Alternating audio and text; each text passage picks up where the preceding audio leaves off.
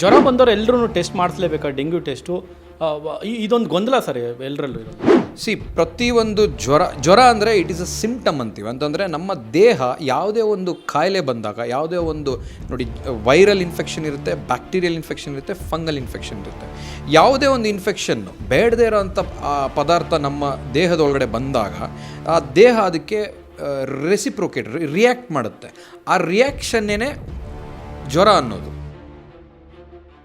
Sir, ಈಗ dengue ಅಂದ ತಕ್ಷಣ ಎಲ್ರಿಗೂ ಕೂಡ ಕಾಡುವಂಥದ್ದು ಭಯ ಸರ್. ಮೊದಲಿಗೆ ಕಾಡುವಂಥದ್ದು ಭಯ. ಯಾವುದೇ ಒಂದು ಕಾಯಿಲೆ ಆದರೂ ಮನುಷ್ಯನಿಗೆ ಭಯ ಅನ್ನೋದು ಇದ್ದೇ ಇರುತ್ತೆ. ಆದರೆ ಅತಿಯಾದ ಭಯ ಇರಬಾರ್ದು ಅಷ್ಟೇ, ಅದನ್ನೇ ಮೇನ್ ಇಂಪಾರ್ಟೆಂಟ್. ಸರ್, ಅದು ಮಕ್ಕಳಲ್ಲೇ ಜಾಸ್ತಿ ಪರಿಣಾಮ ಬೀರುವಂಥದ್ದು. ಇಮ್ಯೂನ್ ಸಿಸ್ಟಮ್ ಮಕ್ಕಳಲ್ಲಿ ಮತ್ತು ತುಂಬ ಹಿರಿಯರಲ್ಲಿ ಯಾವತ್ತಿದ್ರೂ ಕಡಿಮೆ ಇರುತ್ತೆ.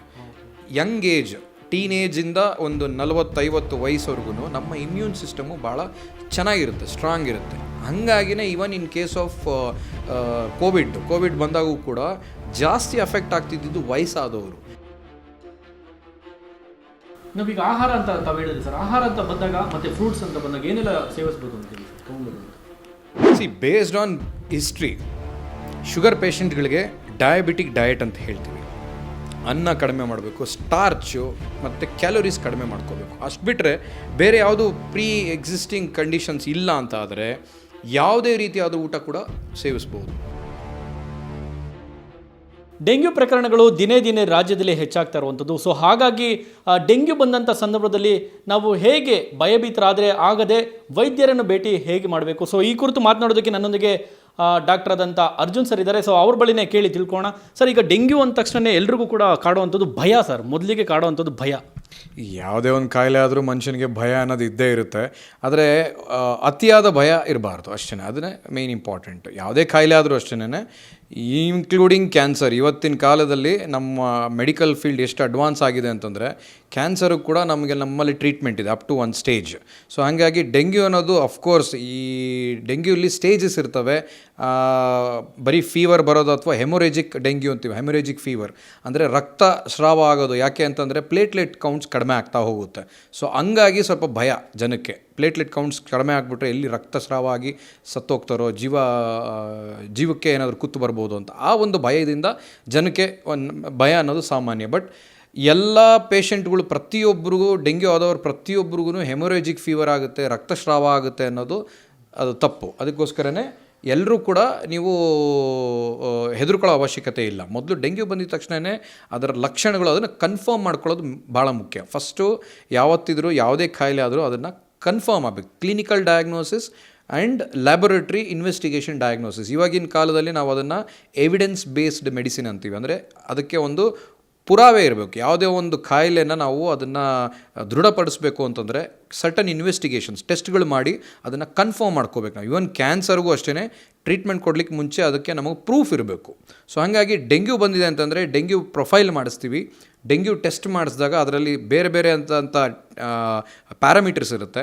ಆ ಪ್ಯಾರಾಮೀಟರ್ಸ್ ಪಾಸಿಟಿವ್ ಬಂದಾಗ ಅದಾದ ನಂತರ ಅದರಿಂದ ಆಗೋವಂಥ ಕಾಂಪ್ಲಿಕೇಶನ್ ಬೇಸ್ಡ್ ಇನ್ವೆಸ್ಟಿಗೇಷನ್ಸ್ ಮಾಡ್ತೀವಿ. ಅಂದರೆ ಆವಾಗ ಡೆಂಗ್ಯೂ ಪಾಸಿಟಿವ್ ಬಂತು ಅಂತ ಆದರೆ ಸಿವಿಯಾರಿಟಿ ಬೇಸಿಸ್ ಮೇಲೆ ನಾವು ಪೇಷಂಟ್ಸ್ನ ನಾವು ಪ್ಲೇಟ್ಲೆಟ್ ಕೌಂಟ್ಸು ಮತ್ತು ಬೇರೆ ಬೇರೆದಕ್ಕೆ ಟೆಸ್ಟ್ಗಳಿಗೆ ನಾವು ಅವ್ರನ್ನ ಒಳಪಡಿಸ್ತೀವಿ. ಸೊ ಆ ಬೇಸಿಸ್ ಮೇಲೆ ಟ್ರೀಟ್ಮೆಂಟ್ ಕೊಡ್ಬೋದು. ಪ್ರತಿಯೊಂದು ಪೇಷಂಟು ಡೆಂಗ್ಯೂ ಬಂದಿರೋರಿಗೆ ಹಾಸ್ಪಿಟಲೈಸೇಷನ್ ಆಗಬೇಕು, ಹಾಸ್ಪಿಟ್ಲಲ್ಲಿ ಅಡ್ಮಿಟ್ ಆಗಲೇಬೇಕು ಅನ್ನೋ ಅವಶ್ಯಕತೆ ಇಲ್ಲ. ಸೊ ಹಾಗಾಗಿ ಜನರೆಲ್ರಿಗೂ ಡೆಂಗ್ಯೂ ಬಂದಿದ ತಕ್ಷಣ ನನ್ನ ಜೀವನೇ ಹೋಗ್ಬಿಡುತ್ತೆ ಅನ್ನೋ ಭಯ ಬೇಡ. ಯಾಕೆಂದರೆ ಡೆಂಗ್ಯೂ ಅನ್ನೋದು ಸಾಮಾನ್ಯವಾದ ಒಂದು ಕಾಯಿಲೆನೇ, ಆದರೆ ಅದು ಜೀವಕ್ಕೆ ಅಪಾಯ ತರೋವಂಥ ಮಟ್ಟಕ್ಕೆ ಹೋಗ್ಬೋದು. ಅದರಿಂದ ಅದು ಅಲ್ಲಿ ತನಕ ಹೋಗೋದಕ್ಕೆ ಮುಂಚೆ ನಾವು ಅದಕ್ಕೆ ಸೂಕ್ತ ಪರಿಹಾರ ತಗೊಂಡು ಚಿಕಿತ್ಸೆ ಪಡ್ಕೊಂಡ್ರೆ ಚೆನ್ನಾಗಾಗ್ತೀವಿ. Okay sir. ಸರ್, ಇನ್ನು ಜ್ವರ ಬಂದವರು ಎಲ್ಲರೂ ಟೆಸ್ಟ್ ಮಾಡಿಸ್ಲೇಬೇಕಾ ಡೆಂಗ್ಯೂ ಟೆಸ್ಟು? ಇದೊಂದು ಗೊಂದಲ ಸರ್ ಎಲ್ಲರಲ್ಲೂ ಇರೋವಂಥದ್ದು. ಪ್ರತಿಯೊಂದು ಜ್ವರ ಅಂದರೆ ಇಟ್ ಈಸ್ ಅ ಸಿಂಪ್ಟಮ್ ಅಂತೀವಿ. ಅಂತಂದರೆ ನಮ್ಮ ದೇಹ ಯಾವುದೇ ಒಂದು ಕಾಯಿಲೆ ಬಂದಾಗ, ಯಾವುದೇ ಒಂದು ನೋಡಿ, ವೈರಲ್ ಇನ್ಫೆಕ್ಷನ್ ಇರುತ್ತೆ, ಬ್ಯಾಕ್ಟೀರಿಯಲ್ ಇನ್ಫೆಕ್ಷನ್ ಇರುತ್ತೆ, ಫಂಗಲ್ ಇನ್ಫೆಕ್ಷನ್ ಇರುತ್ತೆ.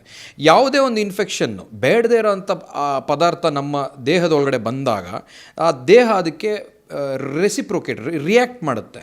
ಆ ರಿಯಾಕ್ಷನ್ನೇ ಜ್ವರ ಅನ್ನೋದು ಒಂದು basic reaction of the human body. ಅಂದರೆ ಕೋಲ್ಡ್ ಟೆಂಪ್ರೇಚರ್, ಮೈನ ಶಾಖ, ಬಿಸಿ ಜಾಸ್ತಿ ಆಗುತ್ತೆ. ಯಾಕಾಗುತ್ತೆ? ನಮ್ಮ ಮೈನ ಇಮ್ಯೂನ್ ಸಿಸ್ಟಮ್ಮು ಆ್ಯಕ್ಟಿವೇಟ್ ಆಗುತ್ತೆ, ಆವಾಗ ಇನ್ಫ್ಲಮೇಷನ್ ಅಂತ ಆಗುತ್ತೆ. ಕೆಲವು ಸತಿ ಎಲ್ಲೋ ಒಂದು ಕಡೆ ಸಣ್ಣದಾಗಿ ಗಾಯ ಆಗುತ್ತೆ, ಅದು ಇನ್ಫೆಕ್ಷನ್ ಆದರೆ ಆ ಜಾಗ ಮಾತ್ರ ಬಿಸಿ ಆಗುತ್ತೆ. ಅದು ಯಾಕೆ ಅಂದರೆ ಸೈನ್ಸ್ ಆಫ್ ಇನ್ಫ್ಲಮೇಷನಲ್ಲಿ ರೂಬರ್, ಟ್ಯೂಮರ್, ಕಾಲರ್, ಡಾಲರ್ ಅಂತ ನಾವು 4 ಲ್ಯಾಟಿನ್ ವರ್ಡ್ಸ್ ಇದ್ದಾವೆ. ಅದಂದರೆ ರೂಬರ್ ಅಂತಂದರೆ ರೆಡ್ನೆಸ್, ಕೆಂಪಗಾಗುತ್ತೆ. ಯಾವುದೋ ಒಂದು ಇರುವೆ ಕಚ್ತು, ಇಲ್ಲೇನೋ ಒಂದು ಹುಳ ಕಚ್ತು ಅಂದರೆ ಅಲ್ಲಿ ಕೆಂಪಗಾಗುತ್ತೆ, ರೂಬರ್. ಟ್ಯೂಮರ್ ಅಂದರೆ ದಪ್ಪ ಆಗುತ್ತೆ, ನೀರು ತುಂಬಿಕೊಳ್ಳುತ್ತೆ, ಊತ ಬರುತ್ತೆ, ಅದು ಟ್ಯೂಮರ್. ಕ್ಯಾಲರ್ ಅಂತಂದರೆ ಟೆಂಪರೇಚರ್, ಬಿಸಿ ಆಗುತ್ತೆ. ಡಾಲರ್ ಅಂದರೆ ಪೇಯ್ನ್. ಸೊ ಈ 4 ಸೈನ್ಸ್ ಆಫ್ ಇನ್ಫ್ಲಮೇಷನ್ ಅಂತೀವಿ. ಯಾವಾಗ ರಕ್ತದೊಳಗಡೆ ಅಥವಾ ಸಿಸ್ಟಮಿಕಲಿ ಯಾವಾಗ ಇನ್ಫ್ಲಮೇಷನ್ ಬರುತ್ತೋ ಆಗ ಇಡೀ ಮೈ ಬಿಸಿ ಆಗುತ್ತೆ. ಅದನ್ನೇ ನಾವು ಜ್ವರ ಅಥವಾ ಫೀವರ್ ಅಂತ ಹೇಳ್ತೀವಿ. ಸೊ ಫೀವರ್ ಬರಲಿಕ್ಕೆ ನಾನಾ ಕಾರಣಗಳಿರ್ತವೆ. ಸೊ ಆ ಕಾರಣ ಏನು ಅಂತ ಟ್ರೀಟ್ ಮಾಡಬೇಕು. ಯಾವತ್ತೂ ಜನಗಳು ಏನು ಮಾಡ್ತಾರೆ ಅಂದರೆ ಜ್ವರ ಬಂದಿದ ತಕ್ಷಣ ಹೋಗ್ಬಿಟ್ಟು ಒಂದು ಪ್ಯಾರಾಸ್ಟಮಾಲ್ ತೊಗೊಂಬಿಡೋದು, ಒಂದು ಕ್ರೋಸಿನ್ನೋ ಅನಾಸಿನ್ನೋ ಅದು ಇದು ತೊಗೊಳ್ತಾರೆ. ಇದು ಜನರಲ್ಲಿ ಆಗೋವಂಥ ಬಹಳ ಕಾಮನ್ ಆಗಿರೋವಂಥ ಒಂದು ಸಣ್ಣ ಮುಗ್ಧ ತಪ್ಪು. ಏನು ಅಂದರೆ ತಲೆನೋವು ಬರುತ್ತೆ, ಜ್ವರ ಬರುತ್ತೆ, ತಲೆನೋವಿಗೂ ಮಾತ್ರೆ ಸಿಗುತ್ತೆ, ಜ್ವರಕ್ಕೂ ಮಾತ್ರೆ ಸಿಗುತ್ತೆ. ಅದನ್ನು ಓವರ್ ದ ಕೌಂಟರ್ ಡ್ರಗ್ಸ್ ಅಂತೀವಿ. ಅಂದರೆ ಮೆಡಿಕಲ್ ಶಾಪ್ಗೆ ಯಾರೇ ಹೋದ್ರೂ ಒಬ್ಬ ಕೆಮಿಸ್ಟ್ ಇದ್ದರೆ ಅವ್ರಿಗೆ ಹೋಗ್ಬಿಟ್ಟು ತಲೆನೋವು ಒಂದು ಮಾತ್ರೆ ಕೊಡಿ ಅಂದರೆ ಕೊಡ್ತಾರೆ. ಆದರೆ ದಯವಿಟ್ಟು ಅರ್ಥ ಮಾಡ್ಕೊಳ್ಳಿ, ಯಾವುದೇ ಒಂದು ಕಾಯಿಲೆ ಆಗಲಿ ಆ ಕಾಯಿಲೆಯ ಸಿಂಪ್ಟಮ್ಸ್ನ ಟ್ರೀಟ್ ಮಾಡೋದಲ್ಲ. ತಲೆನೋವು ಬಂದರೆ ತಲೆನೋವಿಗೆ ಮಾತ್ರೆ ತೊಗೊಳ್ಳೋದಲ್ಲ. ತಲೆನೋವು ಯಾಕೆ ಬರ್ತಿದೆ ಅಂತ ಕಂಡುಹಿಡಿದು ಆ ಒಂದು ಕಾರಣವನ್ನು, ಈಟಿಯಾಲಜಿ ಅಂದರೆ ಕಾರಣ, ಯಾಕೆ ತಲೆನೋವು ಬಂತು, ಯಾಕೆ ಜ್ವರ ಬಂತು ಅಂತ ಕಂಡುಹಿಡಿದು ಅದಕ್ಕೆ ಟ್ರೀಟ್ಮೆಂಟ್ ಕೊಟ್ಟರೆ ಜ್ವರ ಆಗಲಿ ತಲೆನೋವು ಆಗಲಿ ಅದಾಗದೆ ಕಡಿಮೆ ಆಗ್ತದೆ. ಸೊ ಹಾಗಾಗಿ ನೀವು ಕೇಳಿದ ಪ್ರಶ್ನೆ, ಜ್ವರ ಬಂದವರೆಲ್ಲ ಟೆಸ್ಟ್ ಮಾಡಿಸ್ಬೇಕಾ? ಈ ಕಾಲಘಟ್ಟದಲ್ಲಿ ಅಂದರೆ ಈ ಟೈಮಲ್ಲಿ ಎಲ್ಲ ಕಡೆ ಜಾಸ್ತಿ ಡೆಂಗ್ಯೂ ಪ್ರಕರಣಗಳು ಜಾಸ್ತಿ ಆಗ್ತಿರೋದ್ರಿಂದ ಟೆಸ್ಟ್ ಮಾಡಿಸೋದು ಅವಶ್ಯಕ. ಯಾಕೆ ಅಂತಂದರೆ ಡೆಂಗ್ಯೂ ಇಲ್ಲ, ಬೇರೆ ಯಾವುದೋ ಒಂದು ವೈರಲ್ ಫೀವರೋ ಅಥವಾ ಬೇರೆ ಇನ್ನೇನೋ ಬಂದಿದೆ, ಇನ್ಫ್ಲೂಯೆನ್ಸನೋ ಅಥವಾ ಕಾಮನ್ ಕೋಲ್ಡ್ ಬಂದಿದೆ ಅಂತ ಆದರೆ ಡೆಂಗ್ಯೂ ನೆಗೆಟಿವ್ ಬರುತ್ತೆ. ಎಷ್ಟೋ ಜನ ಟೆಸ್ಟ್ ಮಾಡಿಸಿ ನೆಗೆಟಿವ್ ಬಂದಾಗ ಸಮಾಧಾನ ಆಗಬೇಕು. ಯಾಕೆಂದರೆ ಹಬ್ಬ ಇಲ್ಲಪ್ಪ ನನಗೆ ಡೆಂಗ್ಯೂ ಇಲ್ಲ ಅಂತ ಖುಷಿ ಆಗಬೇಕು, ವೇಸ್ಟ್ ಆಗಲ್ಲ. ಆ ಮಾಡಿಸಿದ ಟೆಸ್ಟಿನ ದುಡ್ಡು ಹಣ ವೇಸ್ಟ್ ಆಗೋದು ಅಂತ ಅನ್ಕೋಬಿಡಿ. ಯಾವುದೇ ಕಾರಣಕ್ಕೂ ಟೆಸ್ಟ್ ನೆಗೆಟಿವ್ ಬಂದರೆ ನಮ್ಗೆ ಇನ್ನೂ ಖುಷಿ ಆಗಬೇಕು. ಇವಾಗ ಏನೋ ಒಂದು ಕ್ಯಾನ್ಸರ್, ಏನೋ ಒಂದು ಗಡ್ಡೆ ತೆಗೆದು ಟೆಸ್ಟಿಗೆ ಕಳಿಸ್ತೀವಿ, ಅದು ಕ್ಯಾನ್ಸರ್ ಇದೆಯೋ ಇಲ್ವೋ ಅಂತ ಕಂಡುಹಿಡಿಲಿಕ್ಕೆ ಅಂತ ಟೆಸ್ಟಿಗೆ ಕಳಿಸ್ತೀವಿ.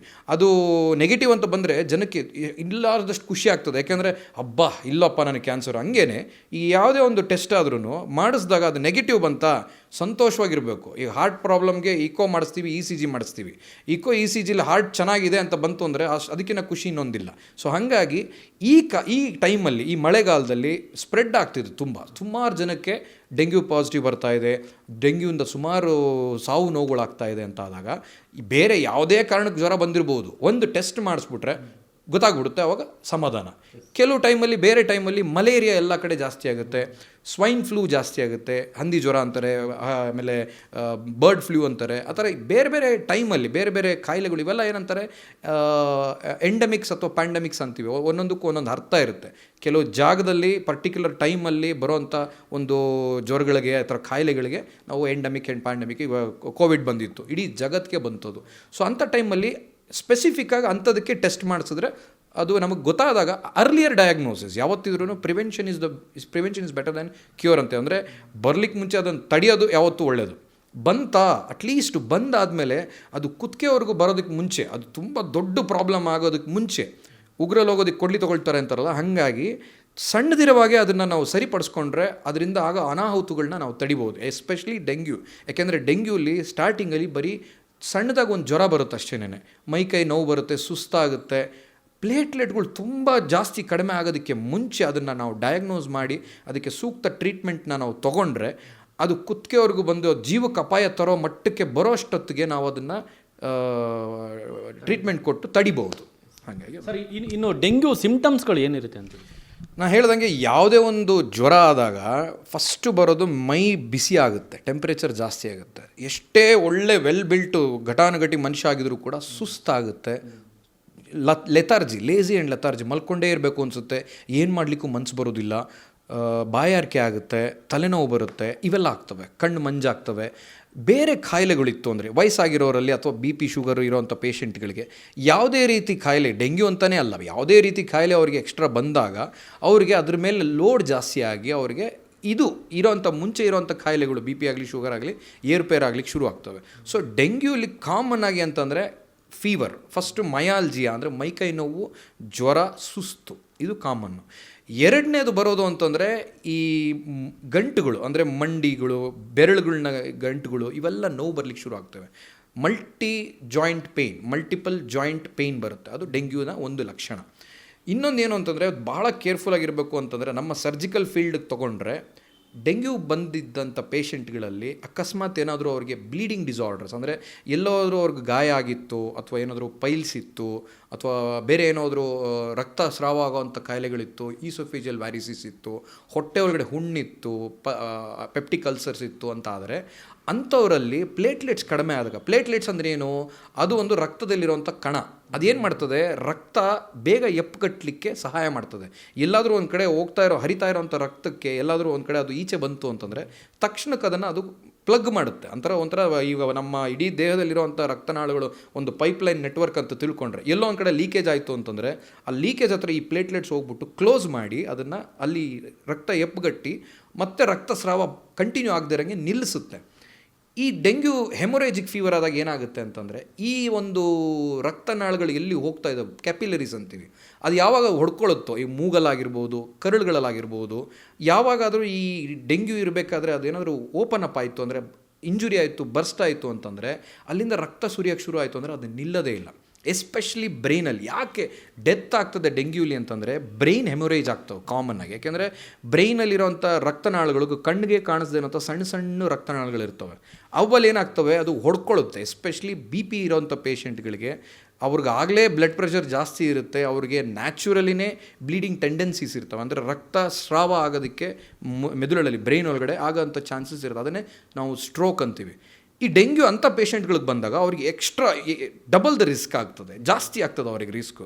ಸೊ ಅಂಥ ಪೇಷಂಟ್ಗಳು ಬಹಳ ಕೇರ್ಫುಲ್ ಆಗಿರಬೇಕು. ಆಗಲೇ ಅವರಲ್ಲಿ ಇದಕ್ಕೆ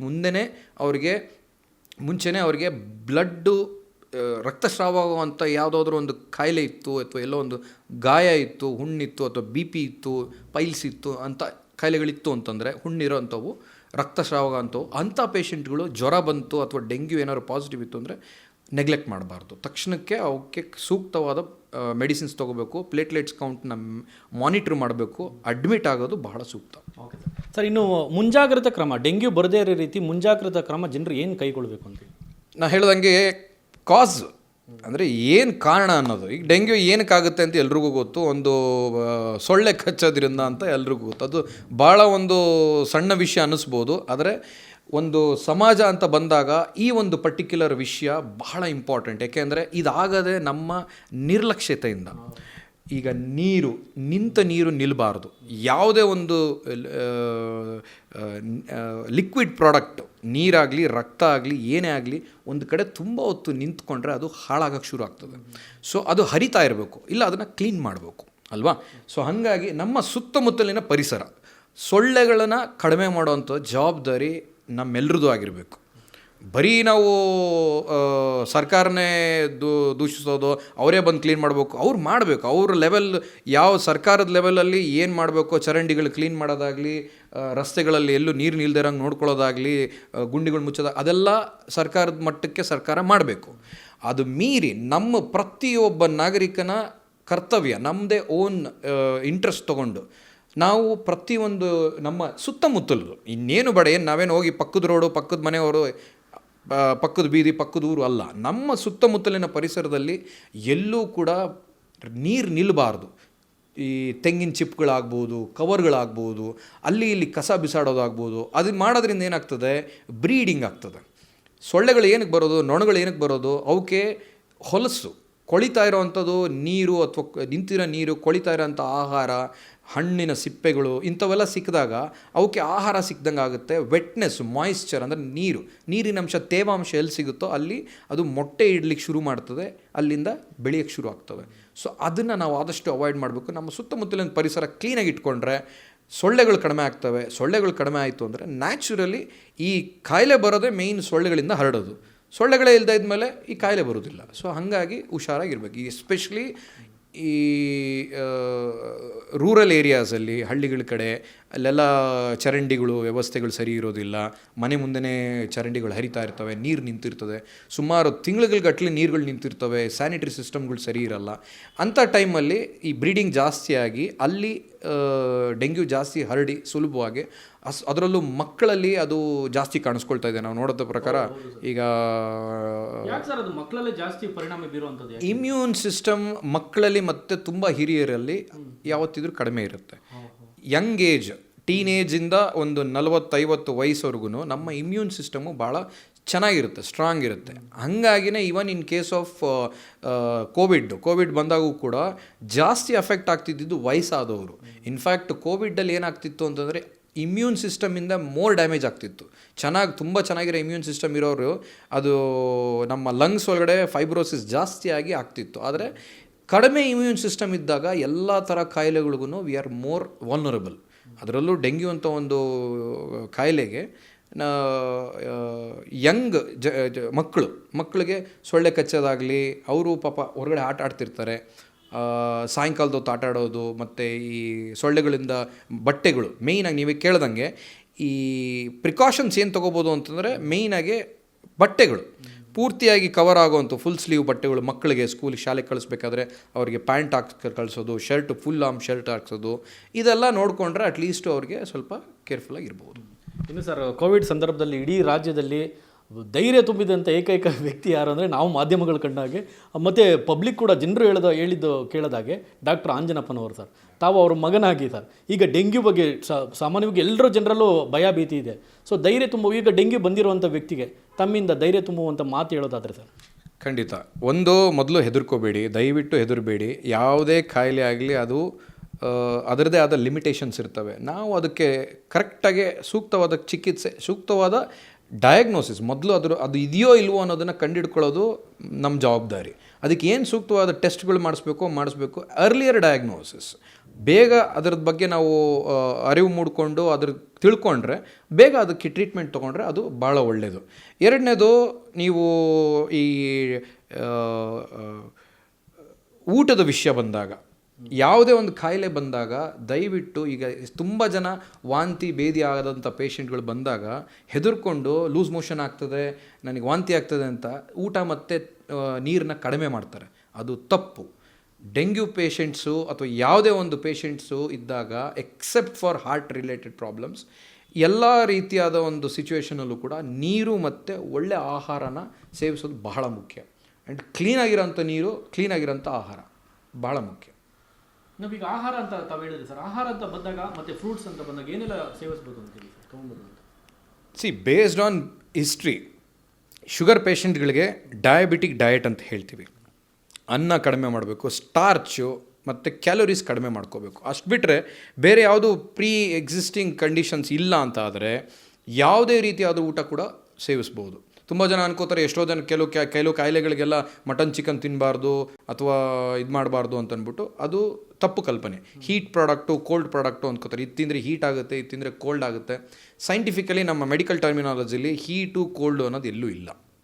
ಸೊ ಎಲ್ಲ ರೀತಿ ಊಟ ಕೂಡ ಒಳ್ಳೆಯದು. ಅದರಲ್ಲಿ ನಾರಿನಂಶ ಚೆನ್ನಾಗಿರೋಂಥ ಊಟ ಯಾವಾಗಲೂ ಊಟ ಮಾಡಬೇಕು. ಎಷ್ಟೋ ಸಮಯ ನಾವು ಬರೀ ರೀಫೈನ್ಡ್ ಫುಡ್ ತಿಂದು, ಈ ಅಕ್ಕಿನೂ ಕೂಡ ಪಾಲಿಶ್ಡ್ ರೈಸ್ ತಿಂದು ಏನಾಗ್ತದೆ, ಬೇಕಾಗಿರೋಂಥ ಇಂಪಾರ್ಟೆಂಟ್ ಮಿನರಲ್ಸು, ನ್ಯೂಟ್ರಿಯೆಂಟ್ಸು ಅದರಲ್ಲಿ ಕಳೆದೋಗ್ತದೆ. ಬರೀ ಟೇಸ್ಟ್ ಮಾತ್ರ ಸಿಗುತ್ತೆ, ಬಟ್ ನಮಗೆ ನಮ್ಮ ದೇಹಕ್ಕೆ ಬೇಕಾಗಿರೋಂಥ ಇಂಪಾರ್ಟೆಂಟ್ ಅಂಶಗಳು ಸಿಗೋದಿಲ್ಲ, ಕಳೆದೋಗ್ತವೆ.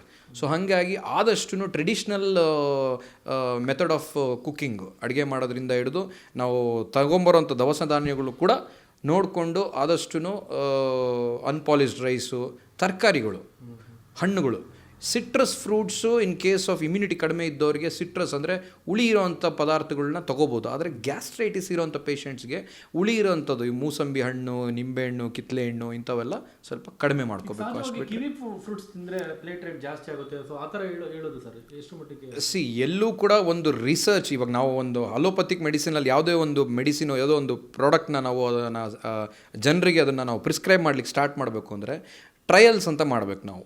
ಓಕೆ, ಸೊ ಆ ಟ್ರಯಲ್ಸ್ ಮಾಡಿ ನಾವು ರಿಸರ್ಚ್ ಮಾಡಿ ಅದು ಇಷ್ಟು ಜನರ ಮೇಲೆ ಪ್ರಯೋಗ ಮಾಡಿ ಆಮೇಲೆ ಅದು ನಿಜಾನ ಅಂತ ಅದನ್ನು ನಾವು ದಾಖಲಿಸಿ ಆಮೇಲೆ ಅದನ್ನು ನಾವು ಪ್ರಿಸ್ಕ್ರೈಬ್ ಮಾಡ್ತೀವಿ.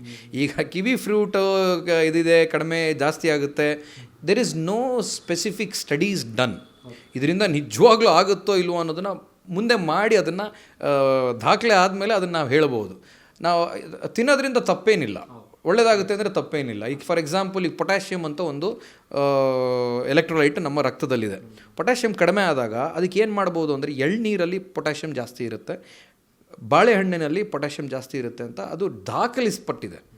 ಆಗಲೇ ಅದನ್ನು ನಾವು ರಿಸರ್ಚ್ ಮಾಡಿ ಅದರೊಳಗಡೆ ಇದೆ ಹೌದು ಅಂತ ಪ್ರೂವ್ ಆಗಿದೆ. ಅಂಥದನ್ನು ನಾವು ಧೈರ್ಯವಾಗಿ ಹೇಳ್ಬೋದು ಹೌದು ಅಂತ. ಬಟ್ ಕಿವಿ ಫ್ರೂಟಲ್ಲಿ ಇದೆಯಾ, ಈ ಫ್ರೂಟಲ್ಲಿ ಇಲ್ವಾ, we don't know. So platelet count improve ಆಗೋದಕ್ಕೆ ಏನೇನು ಬೇಕು ಅನ್ನೋದನ್ನ ಈಗ ನೋಡಿ. ಇನ್ನೊಂದೇನು ಅಂದರೆ ಸುಮಾರು ಜನ ಹೆದರ್ಕೊಳ್ಳೋದು, ಅಯ್ಯೋ ಪ್ಲೇಟ್ಲೆಟ್ ಕೌಂಟ್ 2 ಲಕ್ಷ ಇರಬೇಕು, 2.5 ಲಕ್ಷ ಇರಬೇಕು, ನಂದು 1 ಲಕ್ಷ ಬಂದುಬಿಟ್ಟಿದೆ, 80,000ಕ್ಕೆ ಬಂದುಬಿಟ್ಟಿದೆ.